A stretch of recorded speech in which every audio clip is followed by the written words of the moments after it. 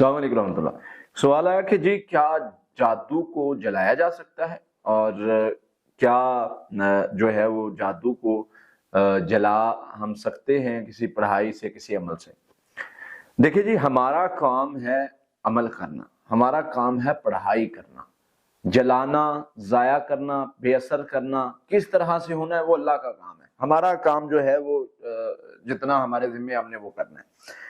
اب آتے ہیں آپ کے سوال کی طرف کہ جادو کو جلایا جا سکتا ہے۔ جی بالکل، جادو کا اثر کسی بھی طریقے سے ختم کیا جا سکتا ہے۔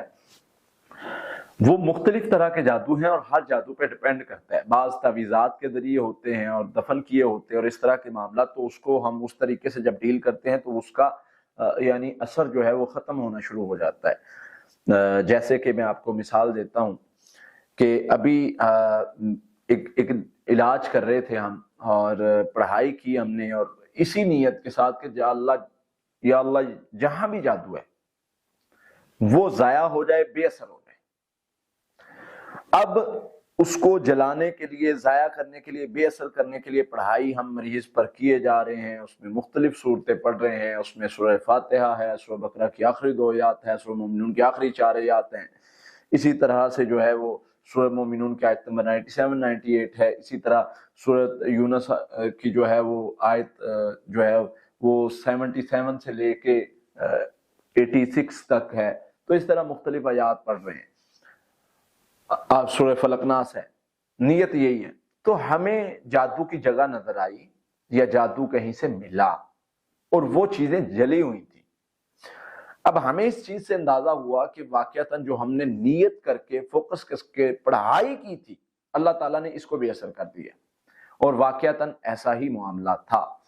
تو بعض اوقات انسان کو خود بھی نظر آ جاتا ہے، بسا اوقات پڑھائی کرنے سے جو ہے وہ جہاں بھی جادو ہے وہ جل بھی جاتا ہے۔ آپ کو کون سی پڑھائی کرنی اگر آپ چاہتے ہیں کہ آپ کا جادو جل جائے؟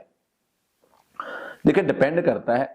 اب اگر وہ بالوں پر کیا ہوا ہے تو وہ تو جلنے والا نہیں ہے۔ اگر کسی تالے پہ کیا ہوا ہے تو وہ تو جلنے والا جادو نہیں ہے۔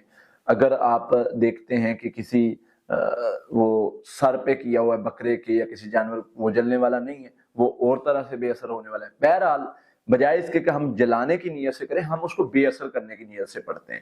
اب بے اثر کرنے کی نیت سے جب ہم پڑھتے ہیں تو وہ کچھ بھی ہے، وہ کوئی بھی ہے، وہ جلنے والا ہے، وہ کیلوں والا ہے، وہ جو ہے وہ بکرے کے سر پر ہے، وہ کسی بھی چیز پر ہے۔ بہت ساری چیزیں آتی ہیں، میں ساری ذکر نہیں کر سکتا۔ تو ان چیزوں پر بھی جادو ہے تو وہ بے اثر ہونا ہے نا۔ تو بجائے اس کے کہ ہم جلانے پر آپ جلنے والا جادو نہ ہو تو پھر کیا کریں گے؟ تو وہ ہمارا پڑھا ضائع جائے گا؟ نہیں، ہم کریں گے بے اثر۔ بے اثر میں جلنے والا ہوگا تو جل جائے گا، وہ کیل نکالنے والا ہوگا تو وہ اللہ تعالیٰ اس کا شر ختم کر دیں گے، گریں لگی ہوں گی تو وہ کھول دیں گے۔ تو اس طرح سارے معاملات ہو سکتے ہیں۔ اب پڑھنا کیا ہے آپ کو؟ سمپل پڑھائی کرنی ہے، حفاظتی پڑھائی، سورہ فاتحہ، آیت الکرسی، سورہ بقرہ کی آخری 2 آیات، آخری 3 کل، یہ 7 مرتبہ صبح شام پڑھنا ہے۔ اس کے ساتھ ان اللہ سیبتل 300 بار صبح شام۔ اس کے ساتھ سورہ یونس آیت نمبر جو ہے وہ 85 86، جو ان اللہ سیبتل ہے یہ 81 میں ہے، سورہ یونس 81 کا حصہ ہے، اور جو 85 86 ہے یہ بھی 300 مرتبہ پڑھنا ہے۔